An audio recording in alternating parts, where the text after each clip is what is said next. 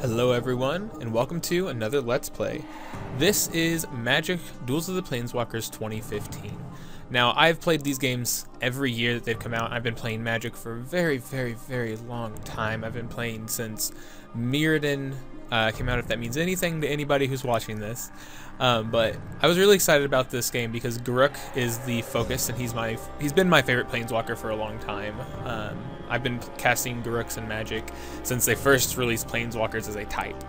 And I've loved watching his story evolve and grow, and so I wanted to play through this, through the story mode, start to finish, and so you guys could get a feel of what this is like. And because I wanted a way to play Magic and record it, and I didn't really want to use the MTGO client, not because I hate the beta client since they just switched over. I actually like it, but the system itself just looks like, well, shit. So I wanted to use something that looked a little better, even if this isn't, you know, the core Magic experience. So let's get started.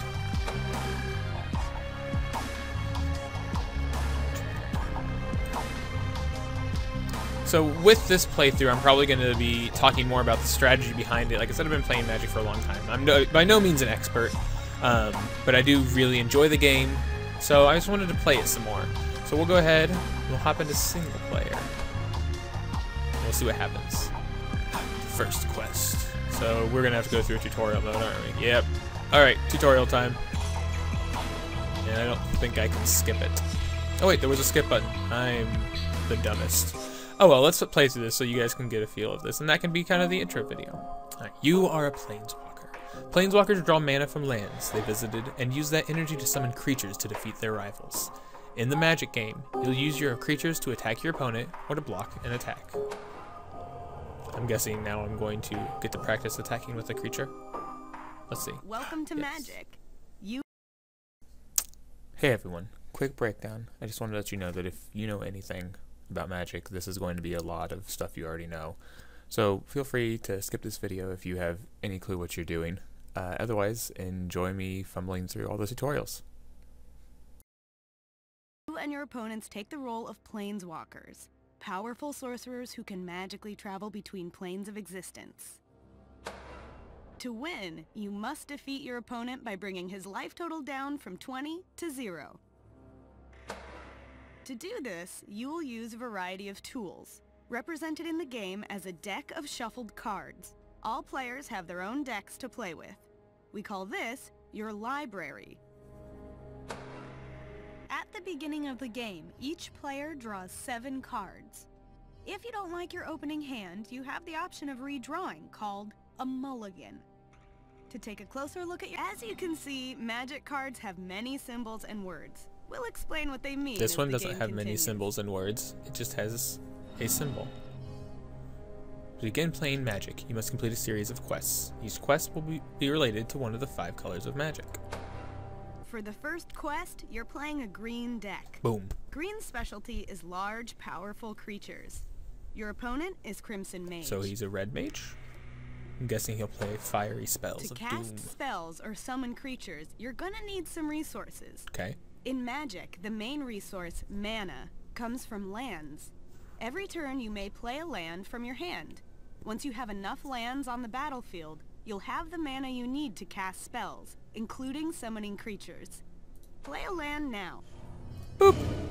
Since you don't have enough mana to cast any spells yet, we'll pass the turn to Crimson Mage. Go ahead, Mage. We go through all these little things, and we end, and... Crimson Mage will also play lands to build the resources he needs to cast spells. Well, that makes sense. I like the little loading symbol. Now, he will cast a spell. What is this bullshit? Casting... Crimson Mage has summoned a creature. He's summoned a crappy creature. Creatures, like Crazed Goblin, is the major way players defeat their opponents. On every creature card, the bottom corner displays its power and toughness. Okay. I'm gonna take a closer look. Power is the amount of damage a creature deals in combat. Whoa. Toughness is the amount of damage needed to destroy this creature. Every spell has a mana cost. To summon Crazed This is actually Goblin, really well put Crimson together Mage tutorial. I'm a impressed. single red mana. It's represented by this symbol. This is really well done. It's breaking down all the most important things in a He had very to well use thought out up manner. or tap his land to pay to cast this spell. Tapped cards are turned sideways. Mana costs can be more complex than Crazed Goblins. Summoning this creature will cost 4 mana, and 2 of the mana must be green. Oh, I can't play him yet. When a player gains control of a creature, it can't attack or do anything that requires tapping. This is called summoning sickness. These creatures will have a dizzy look to them. But we can expect the Crazed Goblin to attack on Crimson Mage's next turn. So am I going to put something bigger in the way? Is it my turn now? Now it's our turn. Let's summon Colonian Tusker.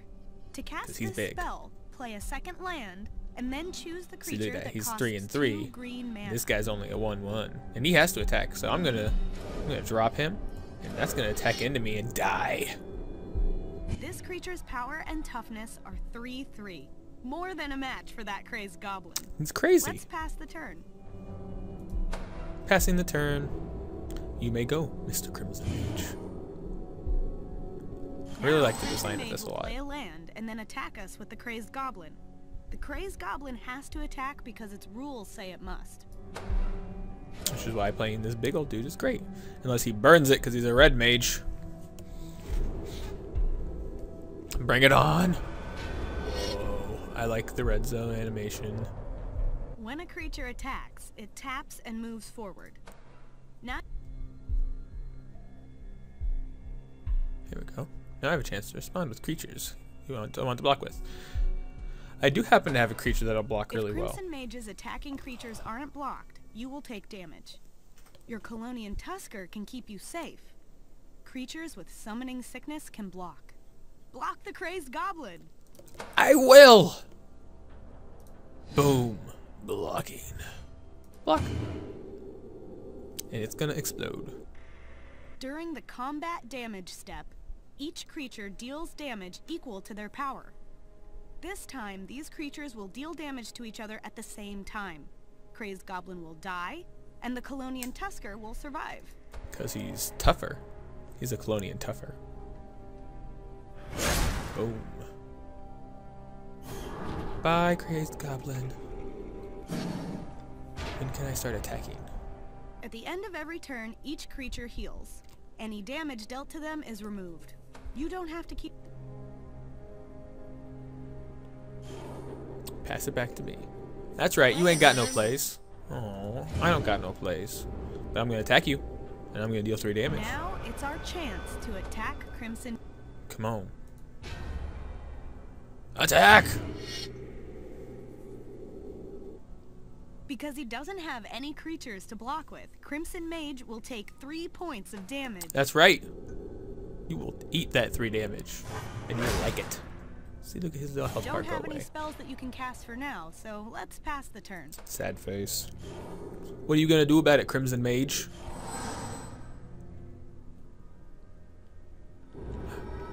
Oh, do you just play creatures that have to attack? I'll play another land, and now I can play this dude. He's a 4/4.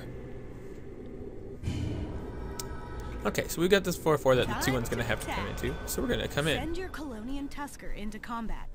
Remember that you can't attack with your Rumbling Baloth yet, because it has summoning sickness. It's important sickly. to know that in Magic, you can only decide that your creatures are attacking an opponent. You don't have control over which of your opponent's creatures will block. I like that they have to put this in here because Hearthstone is so popular and people might misunderstand. Unless the card says otherwise, blocked creatures deal all damage to the creatures that blocked them. No damage is dealt to the defending player. Blocking with small creatures to not take any damage is sometimes a good strategy. Chump blocking. You're blocking with the chump, which is what this guy's doing. Because this guy won't kill me, but he doesn't want to take the 3 damage.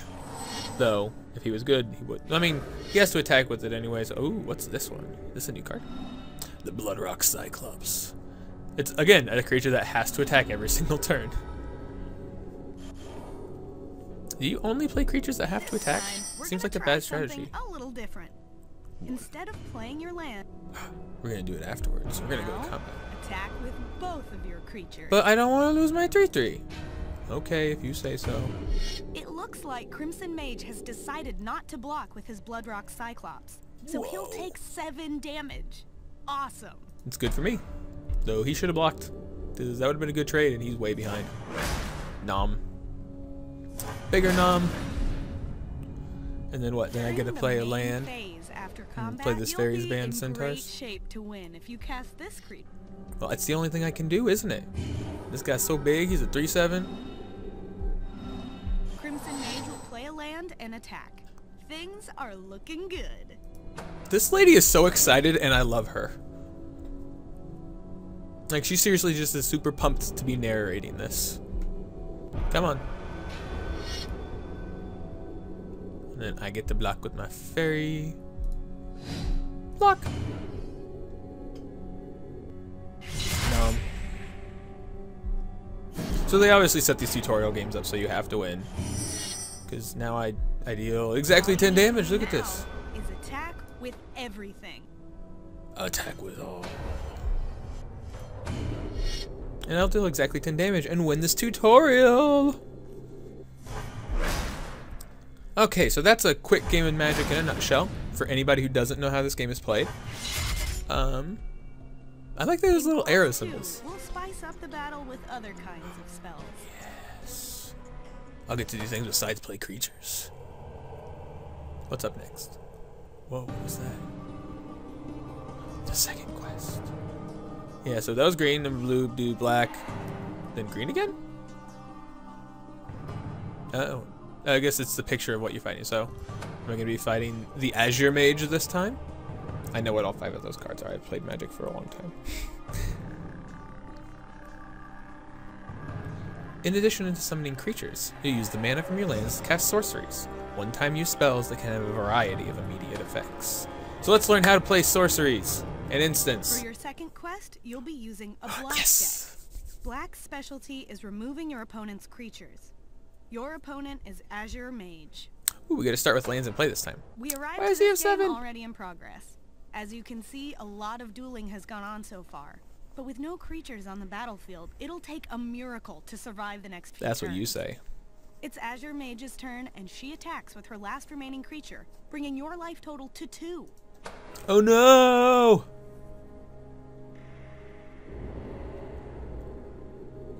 What is that, a Manowar? Yep. It's a crazy jellyfish.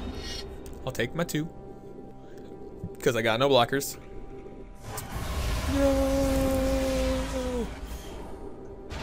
The jellyfish stung me. This looks promising. Ooh. You've drawn Assassinate, a sorcery. Sorceries are cards intended to be used a single time. Watch this. Ooh, here we go. In Magic, your turn is split into 5 phases. Sorceries can be cast in either of your 2 main phases. I'm gonna just cast this main phase is 1. a card that can destroy a creature of your choice, as long as it's tapped. Since you're at 2 life, you'd better use it on Azure Mage's creature before it kills you. Murdered. Well, assassinated.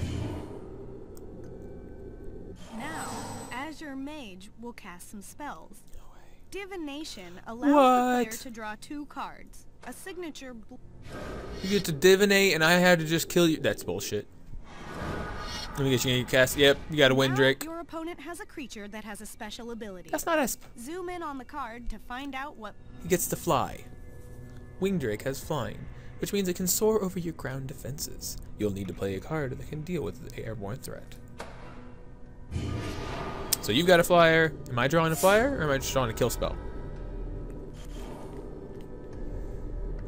Without another Assassinate card, you have no way to destroy Azure Mage's Windrake.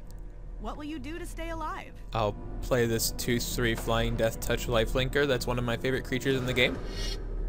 I love Vampire Nighthawk. It is far and away one of my favorite creatures. I mean, it's just so perfectly efficient. 3 mana, 2/3 flying with Lifelink and Death Touch. It just kills everything and gains you life, and it's so perfect. And it's the kind of decks I always play. See, he didn't want to attack me because he knew he'd be screwed. What? What? Now you're in serious trouble. That Goliath Sphinx can kill you with one hit. But the good news is that your Vampire Nighthawk can kill any creature it deals damage to because it has Death Touch. That is good for me. Hopefully, he just attacks with it. That's not very good. It's Mazambi. It's a 4/3 Zambi Here's Hulk. an interesting decision. Do you attack with your Vampire Nighthawk? One sec, guys. If you do, you won't have any untapped creatures to block the Goliath Sphinx with.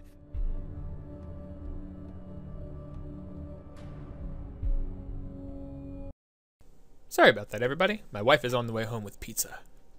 I'm the most excited about it. So, what am I gonna do? I'm not gonna attack. You kidding me? I would die.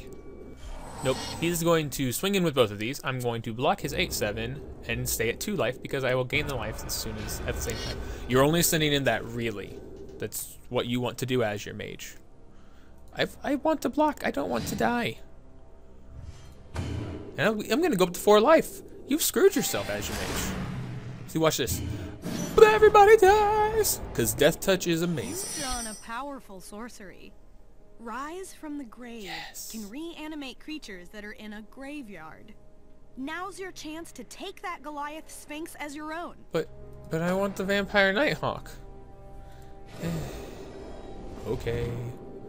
Confirm. I want the Vampire Nighthawk though. I'm low life. I would rather have the lifelink than just the big dumb flyer that he can kill. Though the blue-black is really cool looking. Go on, Goliath. Attack him. You have to chump block. Yes, you do, or you're dead. Nums. He went to -2.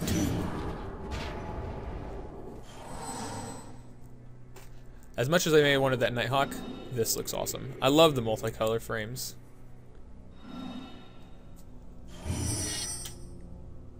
Well, now swing in for the win. I'm gonna deal so much more damage than I need to deal. 8 damage overkill. Black and green are my 2 favorite colors, so I'm excited I get to start off. Plus, it makes sense since it's themed around As you play more Garou. Magic, you'll run into many kinds of spells and creature abilities. Look for spells that fit your playstyle. In Quest 3, we'll learn about spells with more permanent effects. To the next step.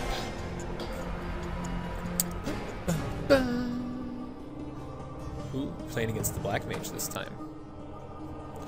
Augmentation. I need to stop doing that voice, it hurts. Enchantments are permanents that represent magical resources. Some enchantments affect the entire game. Others, called auras, are attached to specific creatures or other cards. So I'm gonna be putting auras on my dudes and playing enchantments. For your third quest, you'll be using a white deck. White's specialty is amassing an army of small, efficient creatures. Your opponent is Onyx Mage. Do I get to play Avacyn? I got stews already. Glory Seekers. They're just 2/2s for 2. Nothing? Do you want to die? You've drawn an enchantment. Enchantments are powerful spells whose effects are constant as long as it remains on the battlefield. Honor of the Pure, for example, increases the power and toughness of all your white creatures. Bam!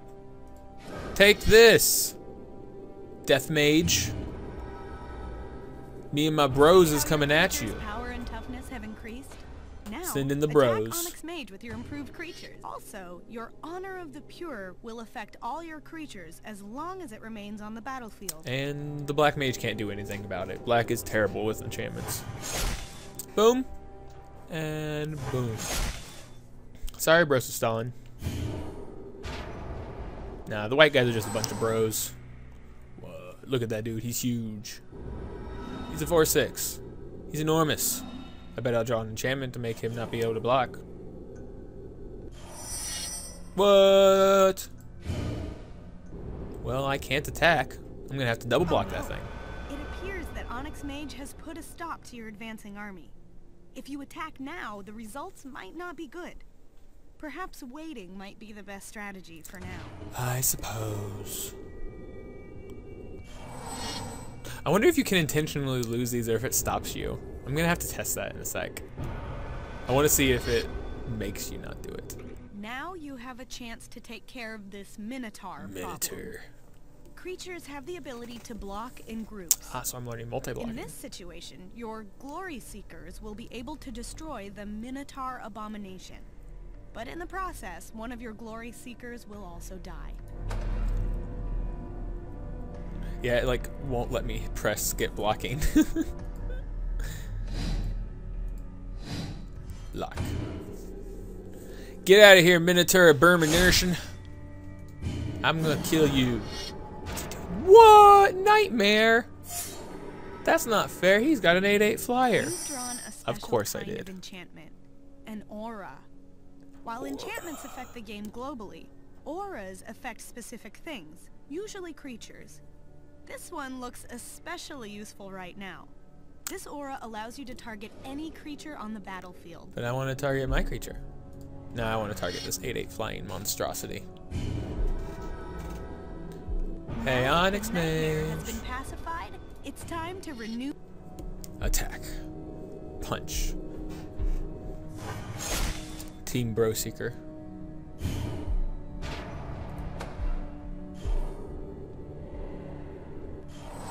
What do we got now? Dead weight, but you made my guy so tiny. He's so tiny now. He's just a little Onyx 1/1. Mage has cast an aura on your Glory Seeker. The effect leaves it as a 1/1 creature. Not cool, bruh. I'm gonna have to go find my frat buddies and get some help with this shiz. What am I gonna draw? Is it gonna be kill this glory? Night Guard Patrol has some special abilities. Zoom in on it to learn more. I'll zoom in. He has first strike and vigilance. First strike means, basically this means that I get to deal my damage first. You can read all of this if you want to. Vigilance means I don't have to tap. First strike means I deal my damage first. And I will play you. Hey bro, I got you. We're gonna mess up his face. No, we don't want to attack. Our bro would die. No bro left behind. He's not gonna attack because he just died with his 3/2. What? Go Night Guard Patrol. Mess up his face. And the zombie's dead. I hate killing zombies. I love zombies. Zombies and beasts are my preferred creatures. You got nothing, so you're gonna die. Watch. Watch. Now swing in for the win. Die. And the army of bros has succeeded. As you play more Magic, remember that enchantments can help you win the game, either by improving your creatures, removing your opponent's creatures, or other cool effects.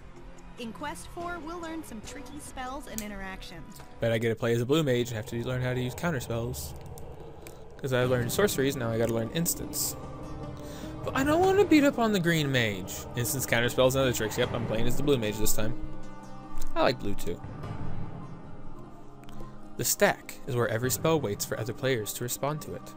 Instant spells take advantage of the stack for surprising tricks, like dealing damage, buffing a creature, or even countering an opponent's spell. Boom. Really like the music in this game. It's been very good. You'll be using a blue deck. Blue's specialty Kyora's like, is "Fuck you." disrupting its opponent's plans, drawing cards, and using difficult-to-block creatures. Your opponent is Jade Mage. Sorry about this, Jade Mage, but I'm gonna beat you with my flyers. It's a big guy. I got big guys too.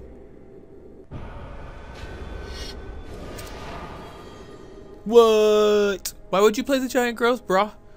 You should have waited until Jade after I Mage blocked. Cast an instant. Instants work just like sorceries. They apply immediately to the game and are then discarded, except they can be played at any time. This spell makes her Rumbling Baloth larger, but only until the end of the turn.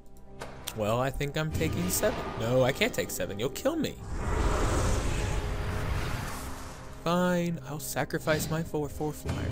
My air elemental. I had to chump block. It got nom. Good thing that didn't have trample. May I go, sir? You've drawn Cancel. a spell that counters another one. Countering stops a spell from happening. Whenever your opponent casts a spell, like summoning a creature, you can respond to it with an instant like cancel. If you counter your opponent's spell, it will go to their graveyard and the mana they used is still spent. So basically you say, hey, you wanted to play the game? Fuck you. If you attack now, you'll be in danger of losing the game. Better not attack until you have better choices. I guess. Come on. What am I countering? I want to counter it.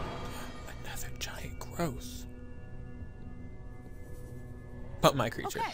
Now Jade Mage has cast another giant growth. But instead of letting it make her Rumbling Baloth bigger, you can respond by pausing the action and casting cancel.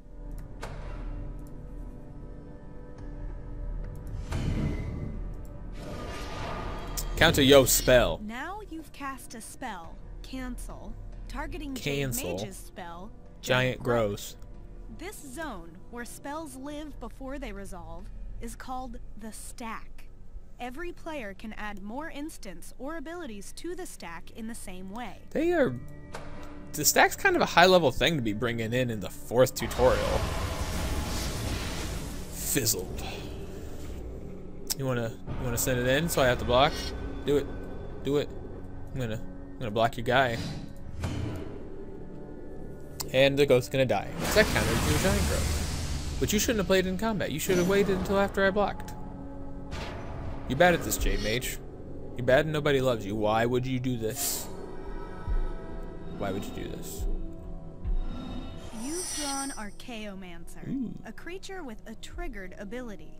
That means when something specific happens, this card will automatically do something special. Many creatures have a triggered ability when they enter the battlefield. Archaeomancer, for example, will retrieve an instant or sorcery from your graveyard. Well, let's do this thing. Is there only cancel? Or is there other things? But I'm gonna die. I guess I'm gonna go to 2, but I got the counter spell again. I got the counter. I got the counter. What's up next? What? What? Normally, blocking creatures take all the damage from the attacking creature.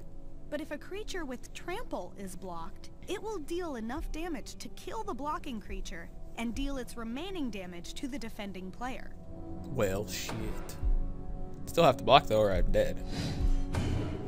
I go to 2. No. You actually do spend a lot of time chump blocking as a blue mage. What? Unless you stop the timer to counter this spell, the Duskdale... Nope, you are not getting a 7/7 trampler. No, bad Jade Mage. Bad. Divination. This lets me draw 2 cards. Oh, I can't cast Switcheroo. But we will bounce this guy back to your hand so I don't die. Get out of here. Aether Mage comes down and returns his card to his hand. So next turn, he'll recast it, and then I'm gonna take it with this. Or better yet, I'm gonna take this enormous thing. Give me. I want your 7/7. Fantastic! Switcheroo is sure to turn the tide in your favor. Casting it allows you to swap one of your creatures for one of your opponents. Cast Switcheroo and swap your Aether Adept for the Primordial Hydra. Boop. Gimme. Gimme. I want it. I want your 7/7. Thank you! So see, now I got the big dude. What do you think of that, Mrs. Jade Mage? You got nothing? What about your 4/2? You don't want to cast that? That's right, it's a tutorial and you gotta make it easy on me. Double! Oop. Hey, guess what? You dead. Take 14 damage. You take it. You take it. I guess you're going to take 12. Instants are powerful ways to surprise your opponents or thwart their plans. Practice using the stack with tricks like Giant Growth, Cancel, and others. In Quest 5, we'll suit up interesting creatures with equipment. Ooh. So I'll be the white mage again. No, I'm in that. I'm gonna be the red mage using equipment? What? You Cray Cray. Fighting the white mage.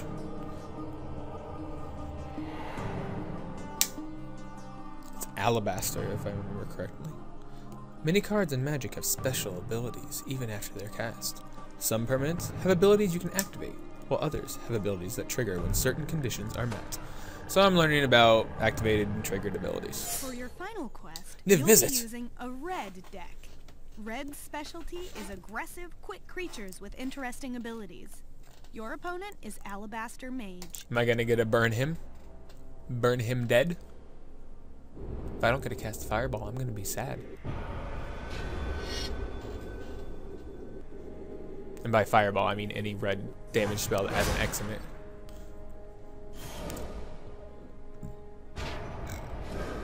No, not more dude.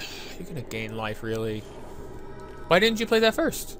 Should be at 4 life right now. Prodigal Pyromancer. Yes. A creature with an activated ability. That means this creature allows you to take an action, pay a cost, and then this creature does something, an effect. For example, Prodigal Pyromancer allows you to tap it, and if you do, it deals 1 damage to a creature or player of your choice. This lady seriously is the most excited to explain a tutorial Just like I've ever attacking, heard. Abilities that require a tap, like Prodigal Pyromancers, can't be activated while a creature is summoning sick. That's so sad. You can go, I'll take another 2, and you're gonna gain more life. But I'm gonna kill that Pegasus. Bone Splitter! Alabaster Mage has cast an equipment. It usually improves a creature. Casting an equipment spell only puts it on the battlefield. To attach or reattach it, you need to pay its equip cost. Equipment remains on the battlefield even if the creature leaves. So it's like, what's the Pegasus gonna do? Put the axe in his mouth and charge me like a crazy fucker? I think that's what's about to happen. No! So much pain. Because I don't think he's holding it in them hooves, so it's in his mouth. I took 4 damage. I know. Can I go now? Can I kill it? Another mountain. You gonna make me tap it? I want to tap it on his turn. What if he's got a way to protect his dude? Use the ability. Creature. Boom.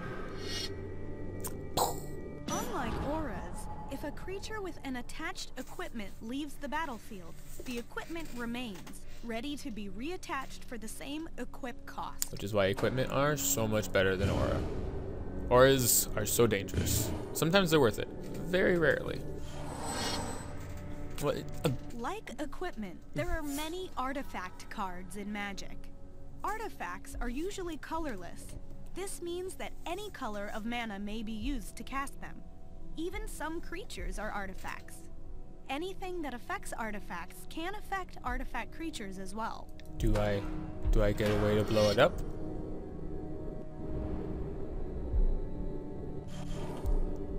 Shatter. You drew Torch Fiend. It has an activated ability that doesn't require tapping. These can be used even when a creature is summoning sick. Torch Fiend's ability requires you to sacrifice it, put it in your graveyard, to get the effect. Let's go, Torch Fiend. We're gonna do this thing. I'm gonna blow you up. It's the hardest thing I've ever done, Torch Fiend. I'm so sorry. Don't hate me. But that thing needed to die.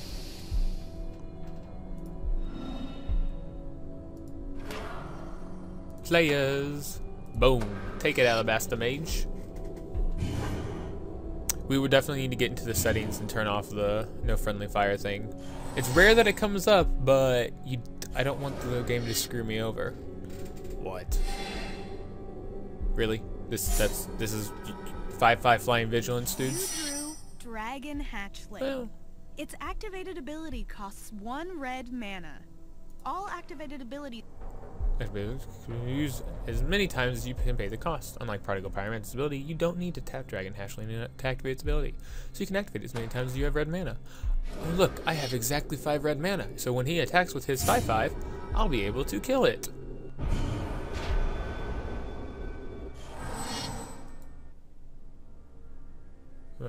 I want to use the ability. That's going to teach me how to use it in a turn, I'm guessing, right? Swing in with your 7/5. Wait, now? I would do it after I blocked. I want to do it 5 times.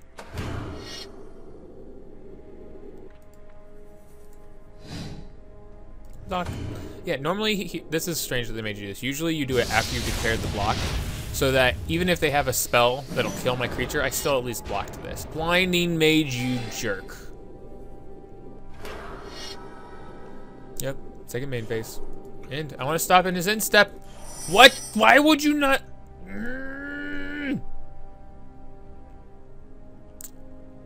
Casterian Spirit to deal 3 damage. It wouldn't let me use my Prodigal Pyromancer.